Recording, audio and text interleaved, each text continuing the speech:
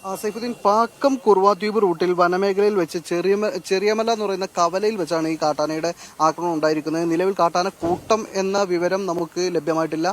അദ്ദേഹം തന്നെയും മരിക്കുന്നതിന് മുമ്പ് സംസാരിച്ചിട്ടുണ്ട്. അദ്ദേഹം പറയുന്നത് താൻ ജോലിക്കായി വരികയായിരുന്നു, ആ സമയത്ത് ഓടി വന്ന കാട്ടാനയെ കണ്ട് താൻ ഭയന്ന് ഓടിപ്പോയി, അതിൽ ഞാൻ വീണപ്പോൾ എൻ്റെ നെഞ്ചിൽ കാട്ടാന ചവിട്ടി എന്നാണ് അദ്ദേഹം അവസാനമായി മാനന്തവാടി മെഡിക്കൽ കോളേജിൽ നിന്ന് പറഞ്ഞത്. അദ്ദേഹം സംസാരിക്കുന്ന നിലയിലായിരുന്നു. അതിനുശേഷം ഇപ്പോൾ അദ്ദേഹത്തിൻ്റെ വാരിയൽ പൊട്ടിയിട്ടുണ്ട് എന്നറിയിക്കുകയും ആന്തരിക രക്തസ്രാവം ഉണ്ട് എന്ന് സ്ഥിരീകരിക്കുകയും ചെയ്തിരുന്നു. ഇതേ തുടർന്ന് അദ്ദേഹത്തിന് ചെറിയൊരു ശസ്ത്രക്രിയ മാനന്തവാടി മെഡിക്കൽ കോളേജിൽ തന്നെ ലഭ്യമാക്കി. അതിനുശേഷമാണ് തുടർ ചികിത്സക്കായി മാനന്തവാടി മെഡിക്കൽ കോളേജിൽ നിന്ന് കോഴിക്കോട് മെഡിക്കൽ കോളേജിലേക്ക് മാറ്റിയത്. നേരത്തെ സൈഫുദ്ദീൻ സൂചിപ്പിച്ച പോലെ തന്നെ എയർ ലിഫ്റ്റിംഗ് അടക്കമുള്ള കാര്യങ്ങൾ ആലോചിച്ചിരുന്നു. പക്ഷെ പിന്നീട് പെട്ടെന്ന് തന്നെ റോഡ് ക്ലിയർ ചെയ്യാൻ കഴിയുമെന്ന് വന്നപ്പോൾ അദ്ദേഹത്തെ റോഡ് വഴി തന്നെ മാനന്തവാടി മെഡിക്കൽ കോളേജിൽ നിന്ന് കോഴിക്കോട് മെഡിക്കൽ കോളേജിലേക്ക് എത്തിക്കുകയായിരുന്നു. അതിവേഗത്തിൽ തന്നെ എത്തിച്ചിട്ടുണ്ട്. സാധാരണ എടുക്കുന്ന സമയം എടുത്തിട്ടില്ല. എയർ ലിഫ്റ്റിങ്ങിന് വരുന്നതിനേക്കാൾ സമയം കുറവായിരുന്നു ഈ റോഡ് മാർഗം എന്നതാണ് അറിയാൻ കഴിയുന്നത്. കാരണം എയർ ലിഫ്റ്റിങ്ങിന് അതിന് സജ്ജീകരണങ്ങൾ ഒരുക്കേണ്ടതുണ്ട്, രണ്ട് സ്ഥലത്തും ക്ലിയർ ആക്കേണ്ടതുണ്ട്, അതിന് ഡ്രൈവർമാരെ എത്തിക്കണം. അത്തരം കാര്യങ്ങളൊക്കെ ചെയ്യുന്നതിന് പകരം എളുപ്പം ഇതാണ് എന്ന് മനസ്സിലാക്കിയത് കൊണ്ടാണ് റോഡ് മാർഗം തന്നെ എത്തിക്കാൻ തെരഞ്ഞെടുത്തത് എന്നാണ് മനസ്സിലാകുന്നത്. അധികൃതർ അതാണ് വിശദീകരിക്കുന്നത്. എന്തായാലും അത് ഒക്കെ ചെയ്തെങ്കിലും ജീവൻ രക്ഷിക്കാനായിട്ടില്ല. അദ്ദേഹം മെഡിക്കൽ കോളേജിൽ എത്തിയപ്പോഴേക്കും മരിച്ചു എന്നാണ് അറിയുന്നത്. ഇന്ന് രാവിലെ 9 മണിയോടെയായിരുന്നു തൻ്റെ ജോലിക്ക് വേണ്ടി അദ്ദേഹം വരുന്ന സമയത്ത് ഇങ്ങനെ ഒരു സംഭവം ഉണ്ടാകുന്നത്. രാവിലെ 9 മണിയോടുകൂടി അദ്ദേഹം ജോലിക്കായി എത്തുന്നതിനിടെ കാട്ടാനയെ കണ്ട് അദ്ദേഹം ഭയന്ന് ഓടിപ്പോവുകയായിരുന്നു. സ്ഥിരമായി ഈ പ്രദേശത്ത് ജോലി ചെയ്യാറുള്ള ആളാണ്.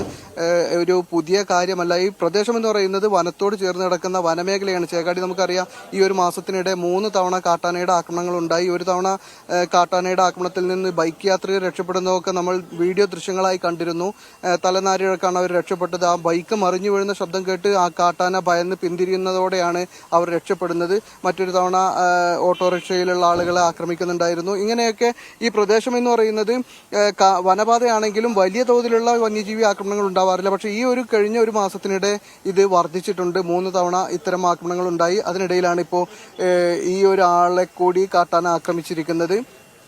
കഴിഞ്ഞ ശനിയാഴ്ചയാണ് പടമലയിൽ ഒരു മനുഷ്യൻ അജി എന്ന് പറയുന്ന അജീഷ് കൊല്ലപ്പെടുന്നത്. കാട്ടാന അദ്ദേഹത്തിന് വീട്ടിൽ കയറി ആക്രമിക്കായിരുന്നു. നമ്മൾ ഇപ്പോൾ പറയുന്ന കുറുവാദ്വീപിനടുത്തുള്ള ചെറിയമല എന്ന് പറയുന്ന പ്രദേശം വനത്തിൽ തന്നെയാണ്, വനത്തോട് ചേർന്നുള്ള കാട്ടിലാണ് ഈ ആക്രമണം ഉണ്ടായിട്ടുള്ളത് എന്ന് പറയുക. പക്ഷേ അജി കൊല്ലപ്പെടുന്നത് ജനവാസ കേന്ദ്രത്തിലാണ്.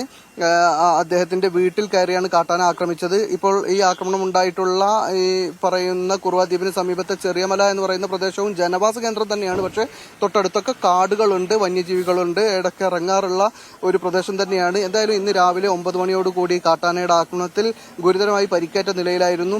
മെഡിക്കൽ കോളേജിൽ എത്തിക്കുമ്പോഴും അദ്ദേഹം സംസാരിക്കുകയും കാര്യങ്ങൾ എന്തൊക്കെയാണെന്ന് വിശദീകരിക്കുകയൊക്കെ ചെയ്തിരുന്നു. പക്ഷെ ആന്തരിക രക്തസ്രാവമാണ് സ്ഥിതി വഷളാക്കിയത് എന്നാണ് പ്രാഥമികമായിട്ട് ഇപ്പോൾ നമുക്ക് മനസ്സിലാകുന്നത്. അദ്ദേഹത്തിന്റെ വാരിയല് പൊട്ടിയിരുന്നു. അതുകൊണ്ട് തന്നെ മാനന്തവാടി മെഡിക്കൽ കോളേജിൽ അതിനാവശ്യമായ സജ്ജീകരണങ്ങൾ ഒരുക്കാൻ സൗകര്യമോ സജ്ജീകരണങ്ങളോ ഇല്ല എന്നതിന്റെ വിലയിരുത്തലാണ് അവിടെ നിന്ന് റെഫർ ചെയ്ത് കോഴിക്കോട് മെഡിക്കൽ കോളേജിലേക്ക് അദ്ദേഹത്തെ കൊണ്ടുപോയത്. പരമാവധി വേഗതയിൽ തന്നെ അവിടെ എത്തിക്കാൻ ശ്രമിക്കുകയും ചെയ്തു. അതിനിടയിൽ അദ്ദേഹത്തിന്റെ ജീവൻ നഷ്ടമായി എന്ന ദുഃഖകരമായ കാര്യമാണുള്ളത്. മാനന്തവാടി മെഡിക്കൽ കോളേജിന്റെ ഒരു പരിതാവസ്ഥ കൂടി ഈ കാര്യത്തിൽ നമ്മൾ പറയേണ്ടതുണ്ട്.